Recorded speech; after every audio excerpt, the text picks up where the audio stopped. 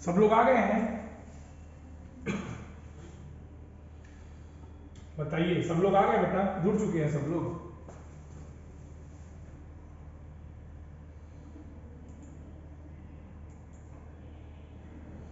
बोलिए। Good morning sir, happy new year. Happy new year बेटा। आप सब लोगों को नव वर्ष की ढेर सारी शुभकामनाएं। और पिछले वर्ष की भांति इस वर्ष भी आप लोग खूब मेहनत से पढ़ाई करें और अपने जीवन में प्रगति करें। ठीक है? अर्पित, रिंकी, कृतिका, लग्नजीता, मुन्नी, अविनाश, अंशिका, स्वास्ति, बेटा कैमरा तो ऑन कर दीजिए कम से कम, कि उसके लिए भी सर को बोलना पड़ेगा। प्रिया, कशिश, ठंड ज्यादा है ना Swasti? Good morning all of you, good morning. तो 10 दिन की छुट्टियों के बाद एक बार फिर से हम लोग शुरू करते हैं। कैसा रहेगा? ठीक रहेगा? बोलिए। और सबसे बड़ी चीज कि आप लोगों को जो उपयोग करना है मास्क, पता है ना? ये मास्क,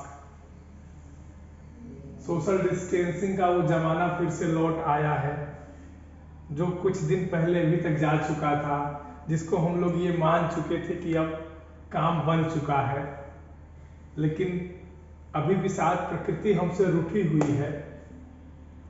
तो इन सब चीजों को थोड़ा सा हम ध्यान देंगे। और ओमिक्रॉन नाम का जो एक शैतान, ये कह सकते हो कि जो मानव जाति के ऊपर हावी हो रहा है, समझ रहे हैं ना आप लोग बात को? इससे बचना हमको आपको अपने से है। तो सबसे बड़ी सुरक्षा है, जो सबसे बड़ा उपाय होता है बेटा, वो होता है खुद से समझना।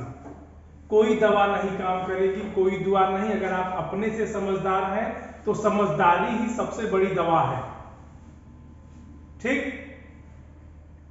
तो इन सब चीजों को एक किनारे रखते हुए हम शुरू करते हैं, अपने पाठ्यक्रम पे आते हैं। एक बार फिर से आप सब लोगों को नव वर्ष की ढेर सारी शुभकामनाएं। नव वर्ष में आप लोग पिछले वर्ष की तरह ही पढ़ाई करें, बल्कि उससे दूनी गति से पढ़ाई शुरू करें। और आपके सामने आगामी जो परीक्षाएं हैं, उस परीक्षाओं में और भी अच्छे नंबर प्राप्त करें। ठीक? कशिश, बात समझ में आ रही है? चलिए, तो शुरू किया जाए। शुरू करें अंताक्षरी लेकर प्रभु का नाम।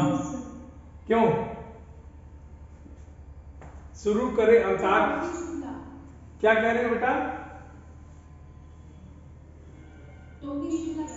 टोपी लगाई भी हो स्वास्थ्य तुम? हैं? चलिए शुरू करते बेटा। कहां तक हो गया था स्वास्थ्य? जरा ये देखिए, हुआ कहां तक था? सबको स्क्रीन दिख रही है? थोड़ा तेज बोलिए, हो सकता है आपको आवाज थोड़ा तेज बोलो भाई। ठीक? अच्छा, कहां तक हो गया था जरा हमको ये बताइएगा। तो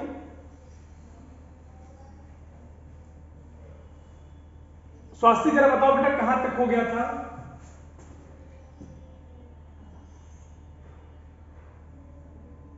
सर वो वाला पैराग्राफ आपने एक्सप्लेन करना था। कौन सा बेटा? बहुत सिर पर थी इसलिए याद नहीं रह गया। ये पेज 34 पर है। Page number 34। Yes sir. एक मिनट रुक जाइए, कौन सा पैराग्राफ आप कह रहे हैं? क्योंकि 10 दिन की छुट्टियों में हम लोग किताब कापी से, तो यही 34 नंबर पेज। कहां से बेटा? यही से? ऊपर से। अच्छा, ये ठीक ठीक, ओके, कोई बात नहीं। कहते हैं कि मौत सिर पर थी। किसके मौत सिर पर थी? तो इफ़न के दादी, यही ना? इसलिए उन्हें याद नहीं रह गया कि अब घर कहाँ है। घर माने यहाँ उनका मायका।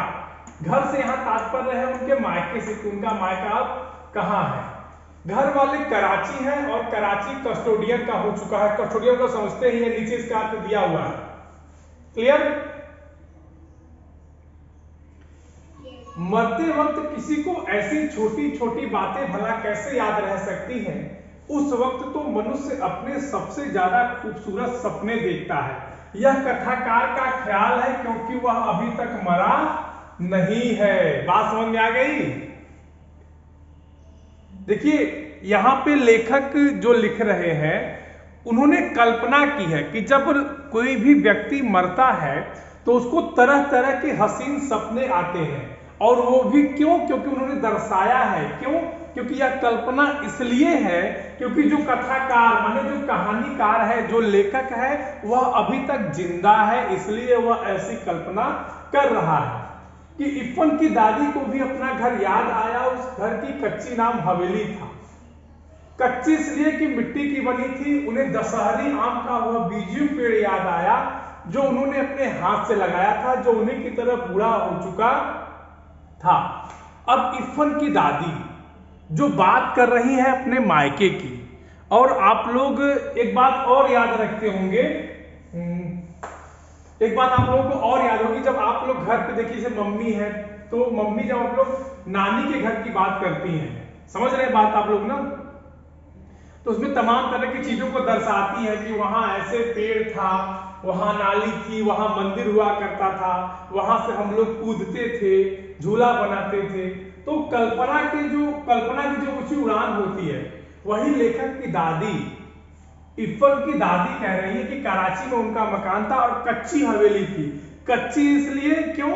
क्योंकि वह मकान कच्चे मिट्टी का बना था। आप लोग कच्चा घर देखे कि नहीं कभी?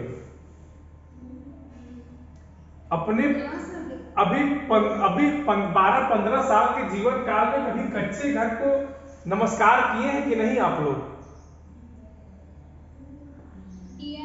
किए हैं आप लोग, देखे हैं? अरे वाह, वेरी गुड। आपने तो उस जिंदगी को जिया भी है। अरे वाह, वेरी गुड। तब तक मतलब आप लोग अच्छी तरह से इस पार्ट को और समझ पाएंगे। फिर वही दादी कहती है कि एक बीजू का पेड़ था, भला उसको कैसे भूल सकती थी? ठीक, क्योंकि वो उसको उस बीजू के पेड़ को लगाया किसने था? इरफान की दादी ने। किसने लगाया था बेटा? किसने लगाया था? दादी ने। और लेखक एक बात और लिखते हैं कि वह उन्हीं की तरह बूढ़ा हो चुका था। किसकी तरह? दादी की तरह। भाई बात समझिए कि दादी ने जब पेड़ लगाया होगा, ऐसे समझिए, दादी जब पेड़ लगाई थी तो दादी 9 साल में तो शादी हो गई थी, लखनऊ आ गई थी। बात समझिए, थोड़ा सा कॉन्सेप्ट समझिए। और 9 साल में जिसकी शादी हो जाएगी, इसका मतलब कि पेड़ उसके भी पहले लगाया गया होगा। क्लियर? अब दादी बूढ़ी हो चुकी है तो पेड़ की भी तो उम्र लगभग 60-70 साल तो हो ही गई होगी। और हमारे भारतवर्ष में 60 साल के बाद का आदमी बूढ़ा मान लिया जाता है। किसी को सुने कि 60 साल का जवान? कभी इस तरह का स्टेटमेंट सुने कि 60 साल का जवान? नहीं सुने हैं ना? तो बस वही बात थी। क्लियर? आगे देखते हैं। समझ में आ गई सबको बात? किसी को दिक्कत? चलिए ठीक है। कहते कि ऐसे ही छोटी छोटी और मीठी मीठी बेशुमार चीजें याद आई। वह इन चीजों को छोड़कर भला करबला या नजफ कैसे जा सकती थी? करबला आपको याद होना चाहिए। करबले का जिक्र कहां आया है? इरफान के दादा और परदादा कहां दफनाए गए थे? बोलिए। करबला में। तो लेखक लिखते हैं कि जब इरफान की दादी का स्नेह, उनका दिल जब उनके मायके में, उनके कच्ची हवेली में, उनके बीजू के पेड़ों में लगा है, तो इन सब चीजों को उनको मोह हो गया था। क्या हो गया था? मोह। समझते हैं मोह? हाँ, लोग कहते हैं कि मोह हो गया है, तो उनको मोह हो गया था। तो लेखक लिखते हैं कि इन सबको छोड़कर वह करबला या नजफ क्यों जाती? क्योंकि उनका दिल, उनका दिमाग तो यहां लगा पड़ा है अपने मायके में। क्लियर? बोलिए। चलिए आगे पढ़े। कहते कि वह बनारस के फातमैल में दफन की गई क्योंकि मुर्तजा हुसैन की पोस्टिंग उन दिनों वही थी। इरफान स्कूल गया हुआ था, नौकर ने आकर खबर दी कि बीवी का देहांत हो गया है। इरफान की दादी बीवी कही जाती थी। अब देखिए तो एक लाइन में दो बार, बीवी का देहांत हो गया है और इरफान की दादी बीवी कही जाती थी। तो बीवी किसका नाम था? इसका उत्तर यहां मिल जाएगा, दादी का नाम। और बनारस के फातमान, बनारस में एक जगह है बेटा, देखो मैं बता दे रहा हूं क्योंकि मैं बनारस का हूं, ठीक। उसमें लिखा है ना कि बनारस के फातमान में दफन की गई थी। तो बनारस में एक जगह है, उसका नाम ही है फातमान रोड। क्या नाम है उसका? नाम ही है फातमान रोड। और वो कब्रिस्तान है महात्मा गांधी काशी विद्यापीठ विश्वविद्यालय के ठीक पीछे वो जगह है, ठीक। तो वहीं पर उनके लाश को दफन किया गया था। और क्यों किया गया था? क्योंकि जो इरफान के मुर्तजा हुसैन, उनकी पोस्टिंग कहां थी उस समय? बनारस में थी। पोस्टिंग को समझ रहे, नौकरी वहीं करते थे, तो वहीं मर गई होंगी। तो ये कौन लेके जाए, यहीं दफना दीजिए इनको। समझ गए? बोलो कि तुम लोग को ठंडी लग रही है क्या? बोली नहीं आ रही है तुम लोगों को? मुंह से आवाज नहीं निकल रही है कि बोल देंगे तो शरीर की पूरी गर्मी बाहर आ जाएगी। आ गया? चलिए, कम से कम बोले तो आप लोग, यही मेरे लिए बड़े सौभाग्य की बात है। चलिए आगे बढ़ते हैं। अगला पैराग्राफ कौन पढ़ेगा? कौन पढ़ेगा बताइए?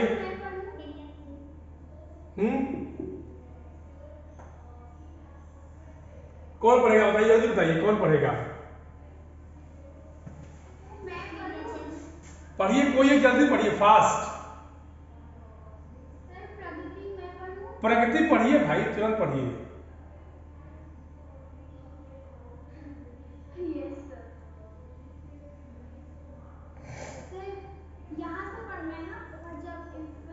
अभी तो तुम कहाँ थी?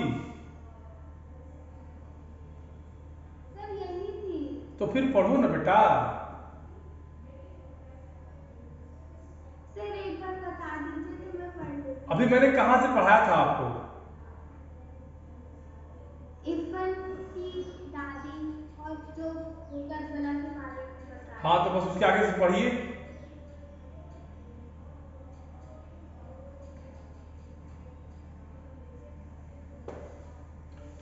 किस पेज नंबर पे था स्वास्थी? पेज नंबर ही खो गया। तो पेज नंबर 34। 34 पे था। 34 पे तो कहाँ गया भाई? उसपे कुछ लिखे थे ना, ये हमारे में कौन सा पेज नंबर है? 34 ही तो है। अच्छा 35 34 हम पढ़ ही रहे थे। ठंडी में आदमी अंक भी नहीं पढ़ पा रहा। चलो बेटा पढ़ो तो, चलो पढ़ो तो स्वास्थी। हाँ प्रगति, हाँ बेटा पढ़ो पढ़ो।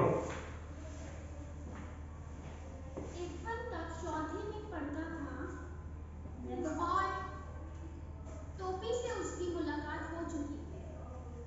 इरफान को अपनी दादी से बड़ा प्यार था। प्यार तो उसे अपने अब्बू, अपनी अम्मी, अपनी चाची और छोटी बहन नुजहत से भी था, परंतु दादी से वह जरा ज्यादा प्यार किया करता था। अम्मी तो कभी कभार डांट मार लिया करती थी। बाजी का यह भी हाल था। अब्बू भी कभी कभार घर को कचहरी समझकर फैसला सुनाने लगते। नुजहत तो जब मौका मिलता उसकी कॉपियों पर तस्वीरें बनाने लगती थी। बस एक दादी थी जिन्होंने कभी उसका दिल नहीं दुखाया। वह रात को भी उसे मेहरान डाकू, अनारकली, वारबुर्ज, अमीर हमजा, गुलब काबुली, हातिम ताई, बरकत बिल्ला आदि की कहानियां सुनाया करती थी। बेटा किसका माई कौन है, जरा हमको ये बताइए। अर्पित मिश्रा जी 10 मिनट बाद ज्वाइन करेंगे, फिर परेशान करेंगे। अच्छा एक बात बताओ जरा हमको तुम लोग, ये वाला पैराग्राफ तुम पढ़ा दिए थे बेटा?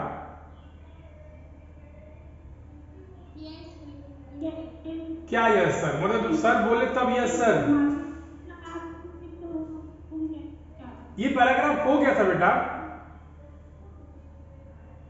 सर हमें सोता है संसार जागता है पाक परवरदिगार यहाँ से पढ़ना है। यहां से पढ़ना था ना, तो लोग सर को बेवकूफ बना देते हो। हाँ, तुम लोग कम कलाकार नहीं हो। चलो कोई बात नहीं। अच्छा एक मिनट मेरी बात सुनो। चलो पढ़ ले तो कोई बुराई नहीं है, पढ़ना अच्छी बात है। अब ये बताओ कि इस पैराग्राफ में कोई दिक्कत है किसी को? No sir. मान लो 3 लोग केवल जवाब दे रहे हैं, प्रिया है और कशिश है, प्रगति, स्वास्थी। बाकी लोग भाई 16 लोग और हैं, वो लोग क्या कह रहे हैं? यही 4, मुन्नी, कृतिका, ये लोग क्या कह रही हैं? हर्ष, तिवारी, अविनाश, अस्मित कहाँ गए भाई? बाकी 4 लोगों का कैमरा भी ऑन है, बाकी सब लोग कहाँ हैं?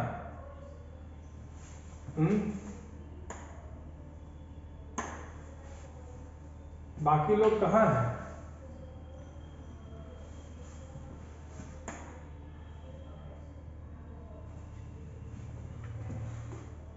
चलिए, तो हम लोग वही पढ़ रहे, जो पढ़ते हैं वही पढ़े। क्या कह रहे हैं आप लोग? अगले वाले पैराग्राफ से शुरू करते हैं, ठीक है? इसमें किसी कोई दिक्कत नहीं है, तो हम लोग आते हैं कि सोता है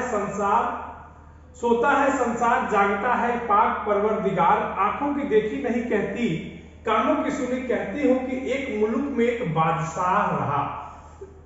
ऊपर वाले पैराग्राफ से अगर तुलना करें इस वाले पैराग्राफ की, तो आप ये पाएंगे बेटा कि इस वाले पैराग्राफ में देखो, इरफान को अपनी दादी से बड़ा प्यार था। देखिए कितनी एक बाल मनोविज्ञान का वर्णन है कि जो छोटे छोटे बच्चे होते हैं, आप लोग देखोगे अपने घरों में भी, तो जो बच्चों की दादियां और दादा होते हैं वो बच्चों को ज्यादा प्यार करते हैं। बोलिए, जैसे अगर आपके घर में अगर आपकी दादी होंगी और अगर कोई छोटा बच्चा होगा, तो आप उस छोटे बच्चे को अगर मार देंगे तो दादी आपको चिल्लाने लगेगी, उस बच्चे की मां बल्कि कम चिल्लाएगी, लेकिन दादी तुरंत एकदम लगेगा कि अरे बाप रे बाप, सर फोड़ देंगे। और बच्चों का भी विशेष स्नेह होता है अपनी दादी के ऊपर। आप लोग भी रहे होंगे छोटे छोटे, हम भी थे, हमारी भी दादी थी, ठीक? तो यहां इस वाले पैराग्राफ में जो इरफान है उसकी अवस्था कितनी है? वो 5 में पढ़ रहा है, 4 या 5 में, यही है ना? बोलिए, तो 4 या 5 साल, 5 में पढ़ने वाले बच्चे की उम्र 9 या 10 साल। क्लियर? तो ऐसी अवस्था में जो छोटे बच्चों का स्नेह होता है वो अपनी दादी की तरफ ज्यादा होता है। आगे लेखक लिखते हैं कि प्यार या स्नेह उसको सबसे था, मम्मी से था। अम्मी माने मम्मी, ठीक है ना? अम्मी उर्दू भाषा का शब्द है, अम्मी माने मम्मी। वो एक शब्द आया था ना कि अम्मी, ये कहां से सीख लिया रे? ऊपर वाले पैराग्राफ को याद करिए, जहां टोपी बोलता है अपने घर में कि अम्मी मुझे बैगन का भुर्ता और देना, तो सब लोग एक साथ गर्दन घुमा के देखते कि आए ये क्या हो गया, ये इसको कहां का रोग लग गया। याद है वाला पैराग्राफ? बोलिए, वो वाला पैराग्राफ याद है ना? तो उसी को याद करिए। हाँ, तो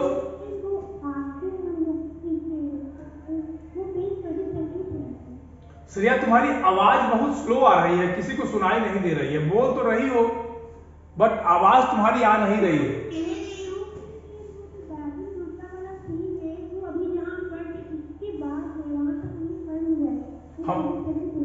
हम लोगों ने पढ़ लिया है वहां तक। नहीं श्रेया, तुम पढ़ चुकी, तुम 10th B में थी, 10th B में कोर्स आगे था, ये वाले नहीं पढ़े होंगे मेरे हिसाब से। क्यों? हमारी में बैली का कुर्ता उसके आगे हो गया है यहाँ पे कि दादी उसकी मम्मी को डांटती है कि तुम इस तरीके की बोली मेरे सामने मत बोलो। अच्छा, 10th वाले क्या कह रहे हैं? ऐसा नहीं हुआ था कुछ ना? नहीं सर, अभी नहीं। अच्छा ठीक है, चलो नहीं हुआ तो अच्छी बात है। तो कहते हैं कि देखिए एक ये कहानी, ये यहाँ जो है ये वाला पैराग्राफ, इसमें जो है दादी कहानी सुना रही कि सोता है संसार जागता है पाक परवरदिगार, आंखों की देखी नहीं कहती कानों की सुनी। कहानी हमेशा सुनी ही जाती है, ठीक? क्लियर होगी बात? आगे वाला पैराग्राफ देखिए। अब कौन पढ़ेगा? चलो स्वास्ति, चलिए भाई पढ़िए।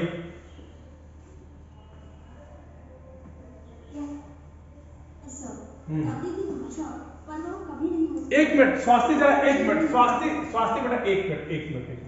जितने लोग सुन रहे हैं बहुत ध्यान से सुनिएगा इस बात को, जो स्वास्ति पढ़ रहे हैं। चलो बेटा पढ़ो तो,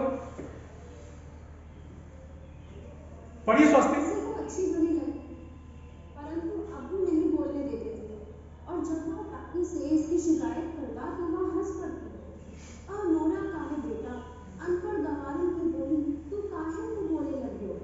तू अपने अब्बा ही की बोली बोलो। बात खत्म हो जाती और कहानी शुरू हो जाती कि बादशाह का कनीज की तुरंते एक को बड़ा मार लगा। लेकिन पूरी नौकरी की दिल होकर गई थी। इफन की दादी उसकी माँ की पार्टी की दिखाई दी।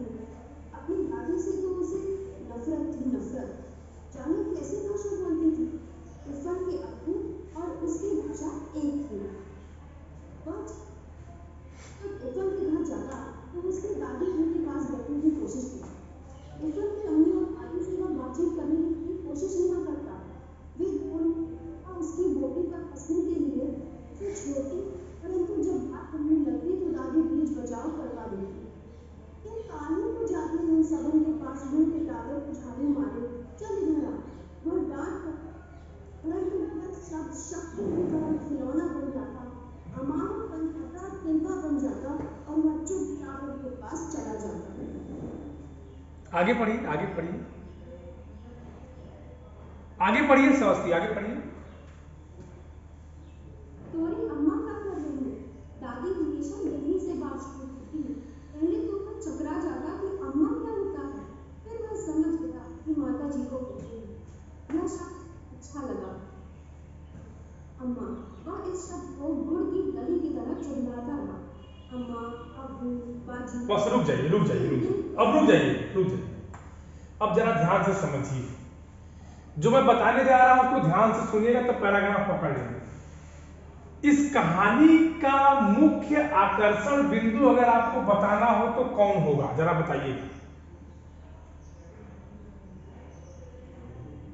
जैसे अगर आपसे पूछा जाए प्रिया तिवारी, बेटा प्रिया ध्यान से सुनना, कि प्रिया आप ये बताइए कि इस कहानी में, अगर इस कहानी का कोई मेन कैरेक्टर है, जो मेन हीरो है, तो कौन, किसको आप बताएंगे? सर, इरफान की दादी। इरफान की दादी, अच्छा। कशिश?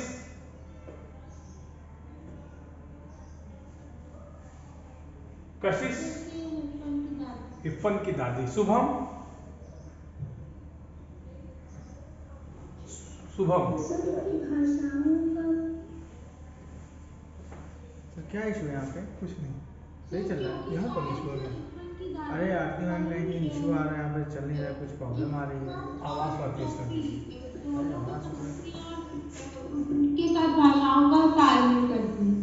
अच्छा अच्छा, देखो अगर हम एक बात कहें, ध्यान से समझो, इस पूरी कहानी का जो मुख्य केंद्र बिंदु है उसको पकड़िए, तो दो ही कैरेक्टर मिल रहे हैं, एक टोपी मिलेगा, एक इरफान।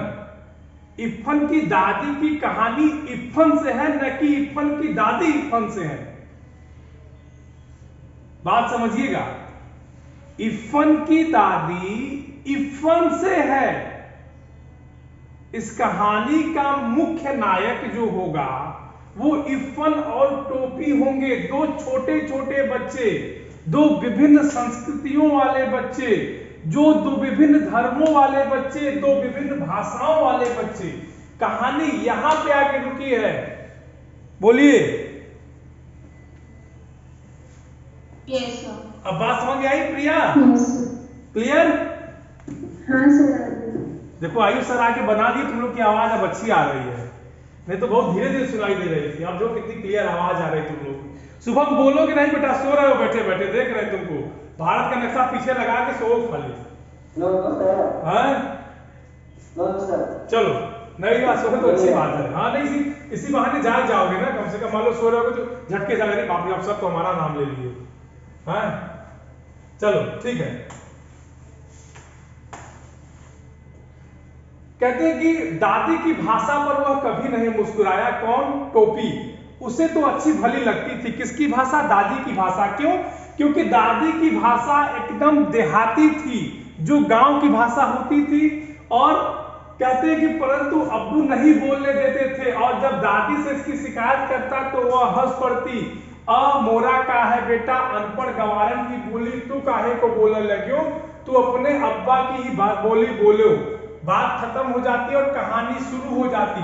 जब इफ़न की दादी इफ़न और टोपी को कहानी सुनाती थी तो इफ़न जो था दादी की बात, देखिए आप लोग एक बात ध्यान दिए होंगे कि जो गांव की बोलियां होती है ना, जो भोजपुरी, अवधी, ये बड़ी मीठी बोलियां होती हैं, बड़ा अच्छा लगता है सुनने में। आप लोग तो या हम लोग तो इंग्लिश या हिंदी भाषा का प्रयोग करते हैं बोलने में, लेकिन जो ग्रामीण भाषा होती है वो बहुत अच्छी होती है। अगर आप लोग बोल पाते होंगे या कभी किसी को बोलते हुए सुने होंगे तो वास्तव में अच्छी बोली होती है वो। तो कि चूंकि वो छोटा बच्चा था, कौन? इफ़न। तो जब दादी उसकी बोली बोलती थी कि एगो बादशाह रहा, ऐसा रहा, वैसा रहा, तो उसको बड़ा अच्छा लगता था। तो और वह सुनना भी चाहता था। तो और बोलते समय उसके अब्बू माने इफ़न के जो पिता थे वो मना करते थे। तो दादी से शिकायत करता था कि दादी देखो, अब्बा जान हमको तुम्हारी भाषा नहीं बोलने देते हैं। अब चूंकि इफ़न का जो खानदान था, जो परिवार था, उसमें मौलवियों का खानदान था, आपको याद होगा वहां तमीज सिखाई जाती थी, वहां अदब सिखाया जाता था। ठीक? तो दादी कहती है कि तुम अपने अब्बा की भाषा बोलो, मेरी भाषा मत बोलो, हम तो अनपढ़ गवार हैं, इसकी भाषा तुम क्यों बोलोगे, तुम अपने अब्बा की ही भाषा बोलो बेटा। दादी भी उसको सिखाती है, प्रोत्साहित करती है। ठीक? और कहानी शुरू हो जाती। तो बादशाह का किहिस की तुरंत एक ठो हिरन मार लिया वा। यही बोली टोपी के दिल में उतर गई थी। इफ़न की दादी उसे अपनी माँ की पार्टी में दिखाई दी। अपनी दादी से तो उसे नफरत थी, नफरत। जाने कैसी भाषा बोलती थी। इफ़न के अब्बू और उसकी भाषा एक थी। अब देखिए सबसे बड़ी चीज, मैंने आपको शुरू में बताया था कि दो बच्चे हैं, एक इफ़न और एक टोपी। अच्छा, इस वाले पैराग्राफ में देखो, दादी कहानी सुना रही है, इफ़न और टोपी कहानी सुन रहे हैं। बातचीत का या जो भाषाई संवाद है वो कुछ है देशज भाषा, जन भाषा, लोक भाषा, जो कि इफ़न के पिताजी बोलते हैं और टोपी की दादी। टोपी की दादी भी इफ़न के पिता की भाषा बोलती हैं, जो कि एकदम अदबी वाली भाषा। अदबी समझते हैं ना, जैसे हिंदी भाषा, हिंदी। हाँ तो जो इफ़न की दादी है, हाँ, वो टोपी और इफ़न को कहानी सुनाती है। हाँ हाँ, इफ़न की दादी टोपी और इफ़न को कहानी सुनाती है। और टोपी से हाँ हाँ बोलिए, बोलो बोलो। और जो टोपी की दादी, हाँ, उनकी लैंग्वेज और जो इफ़न के अब्बा है उनकी लैंग्वेज सेम। बिल्कुल, मतलब दोनों लोग हिंदी बोलते हैं। और इफ़न की दादी और टोपी की मम्मी एक तरह की भाषा बोलती हैं। तो वही लेखक ने लिखा है ना कि टोपी को इफ़न की दादी अपनी माँ की तरफ की दिखाई दी, मतलब इसको लगा कि ये हमारी माँ की तरह ही है। सॉरी, खांसी आ रही है। तो और उन्होंने क्या लिखा कि उसको अपनी दादी से नफरत थी, नफरत। किसको नफरत थी? टोपी को। किससे नफरत थी? अपनी दादी से, क्योंकि उसकी दादी खड़ूस रही होंगी। आप लोग की लैंग्वेज में खड़ूस रही होंगी, मारती रही होंगी, जैसे उसके अब्बा मारते थे। बोलिए, बात सही है कि नहीं? हाँ, कहते हैं कि जब इफ़न के घर जाता तो उसकी दादी के ही पास बैठने की कोशिश करता। इफ़न की अम्मी और बाजी से वह बातचीत करने की कभी कोशिश ही न करता। वे दोनों अलबत्ता उसकी बोली पर हंसने के लिए उसे छेड़ती, परंतु जब बात बढ़ने लगती तो दादी बीच बचाव करती। अब देखिए यहाँ जब इरफान के घर जाता है, इरफान के घर कौन जाएगा? टोपी जाएगा। कौन जाएगा? टोपी। ठीक, क्योंकि इरफान का मित्र टोपी ही है। कहते हैं कि जब वह इरफान के घर जाता तो सबसे अधिक प्रेम किसका था उससे? दादी से था। और दादी के पास बैठने का प्रयास करता और किसी से कभी कोई बातचीत, अम्मी और बाजी मतलब इरफान की मम्मी और इरफान की बहन से वह बातचीत करने का कभी प्रयास नहीं करता था। कौन? टोपी। ठीक है, और वो लोग उसको मतलब उसकी बात पर हंसती रहती, तो बीच बचाव दादी ही करती और कहती कि तू हट जा वहां उन लोगों के पास से, उन लोगों के पास तो क्यों जाता है? ठीक, तकाहे को जात है उन सफर के पास, मुंह पिटावे को झाड़ू मारो, चल इधर आ। वह डांट कर कहते, परंतु हर शब्द शक्कर का खिलौना बन जाता। दादी अगर किसी को डांटती भी थी तो वह उनके डांट के शब्द भी टोपी को एकदम मीठे लगते थे। बात समझ में आ रही है? Yes sir. कहते हैं अमावट बन जाता, तिलवा बन जाता और चुपचाप उनके पास चला जाता। कौन किसके पास चला जाता? किसके पास चला जाता? कहती है कि तोरी अम्मा क्या कर रही? दादी हमेशा यही से बात शुरू करती। पहले तो वह चकरा जाता कि यह अम्मा क्या होता है, फिर वह समझ गया कि माता जी को कहते हैं। जब दादी, देखिए मैंने शुरू में बताई थी कि दो विभिन्न धर्म और दो विभिन्न संस्कृतियों के बीच की बात है। हमारे यहाँ माँ बोला जाता है, उनके यहाँ क्या बोला जाता है? अम्मा। बोलिए, ठीक। तो जब उससे दादी पूछती कि तोरी अम्मा क्या कर रही है, तो छोटा सा बच्चा तो बच्चा, बोलिए, बच्चा तो बच्चा, उसका सर चकराया कि ये नया शब्द कहां से आ गया, अम्मा। फिर बाद में धीरे धीरे वो समझ गया कि ओ अम्मा मतलब मम्मी, अब्बा मतलब पापा, बीजू मतलब दीदी। बात क्लियर? क्योंकि छोटे बच्चे बहुत तेजी के साथ बात पकड़ते हैं। मैंने एक बात बताई थी ना आपको याद होगा, अपनी कहानी बताई थी कि नहीं? कि मामा का लड़का था, वो बोला कि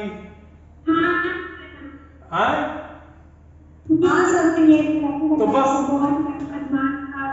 हाँ, चलिए अब कहां से पढ़ना है? फिर एक दिन गजब हो गया। ठीक, फिर एक दिन क्या हो गया? गजब हो गया। गजब में क्या हुआ जरा देखिए तो, गजब में क्या हुआ? डॉक्टर भृगु नारायण शुक्ला, ये पिताजी हैं किसके? टोपी के। नीले तेल वाले के घर में भी 20वीं सदी प्रवेश कर चुकी थी, यानी खाना मेज कुर्सी पर होता था, लगती तो थालियां ही पर थी परंतु चौके पर नहीं। ये टोपी के घर की बात है। यहां से कहते हैं कि टोपी शुक्ला के घर में भी 20वीं सदी प्रवेश कर गई थी। कहने का तात्पर्य है कि जो वेस्टर्न कल्चर है, जो पाश्चात्य संस्कृति है, वो इसके घर में दिखाई देने लगी थी। क्योंकि खाना पीना हमारी भारतीय संस्कृति के रिवाज में जमीन पर है, लेकिन इनके घर में कहां था? कुर्सी और मेज पर। क्लियर? उस दिन ऐसा हुआ कि बैगन का भुट्टा उसे जरा ज्यादा अच्छा लगा। राम दुलारी खाना परोस रही थी। टोपी ने कहा, राम दुलारी कौन है? टोपी की मम्मी, याद रखिएगा। हाँ, नौकरानी, टोपी की मम्मी। बेटा कौन नौकरानी बना दे रहा है? तुम लोग घर में नौकर बने हो क्या? कौन है? प्रिया, घर में तुम्हारी हालत क्या हो गई है? नौकर वाली क्या इस समय लग रहा है?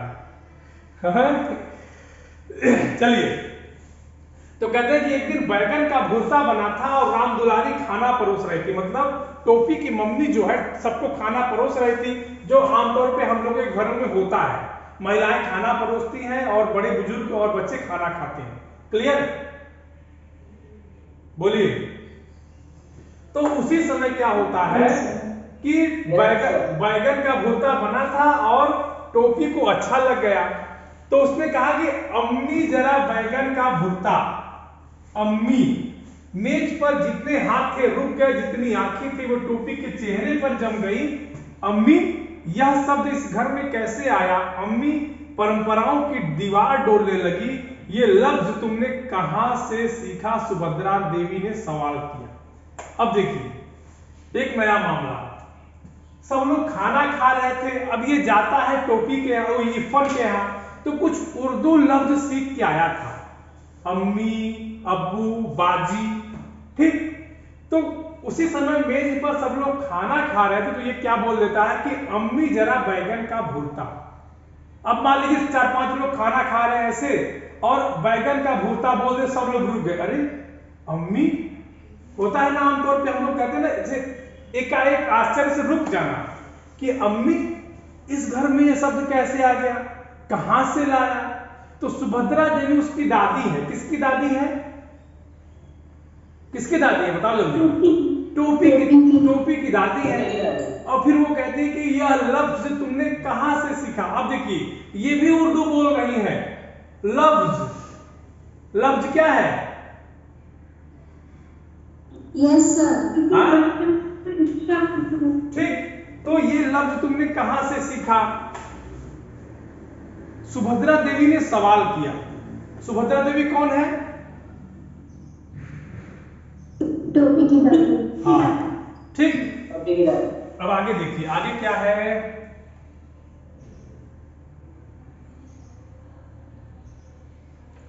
लफ्ज, टोपी ने आंखें नचाई, लफ्ज का होता है मां। अब देखिए जैसे सुभद्रा देवी ने लफ्ज कहा तो टोपी फिर वो भी आंख नचा। छोटा बच्चा तो बच्चा, कभी तक तो हम अम्मी ही सीखे थे, ये लफ्ज क्या हो गया है? तो फिर मम्मी से पूछता है कि मम्मी लफ्ज क्या होता है? तो फिर क्या होता है, फिर क्या कहती है कि ये अम्मी कहना तुमको किसने सिखाया है? दादी गर्जी। दादी गर्जी तो समझते हैं, बादल नहीं है दादी, गुस्से से बोली। दादी गरजेगी नहीं, बिजली नहीं चमकेगी, बादल नहीं है। यहां गर्जना का मतलब क्या है कि गुस्से से बोली। ठीक, क्या बोली कि हम इफन से सीखा है, उसका पूरा नाम क्या है? ई हम न जानते। तय कौनो मियाँ के लड़का से दोस्ती कर लिहले बाय कारे, राम दुलारी की आत्मा गनगना गई। देखिए शब्द संवाद पकड़िए, क्योंकि ऊपर क्या लिखा है कि उसकी दादी इसको इसके मां की तरफ की लगी थी। बात याद है? बोलिए। उसकी दादी तो जब वो उसकी दादी कहती है कि पहले तुम ये बताओ अम्मी सीखे कहां से? तो कहती कि तुम इफन, कहती उसका पूरा नाम क्या है? तो कहता कि ये मैं नहीं जानता। तो इफन कुछ नाम मोहम्मदन टाइप से लग रहा है ना। बोलिए। तो उसकी मम्मी कहती कि तक मियाँ के लड़का से दोस्ती कर लिए है कारे, मतलब ये देशज भाषा है। उनके कहने का तात्पर्य यह है कि क्या तुमने किसी मुसलमान के लड़के से दोस्ती कर ली है क्या? ठीक है, इसका कल पढ़ाएंगे, टाइम ओवर हो गया है, समय का बड़ा विशेष ध्यान देना है। कोरोना है, ओमिक्रॉन ना। सर। हाँ बेटा बताओ। सर। बोलो बोलो।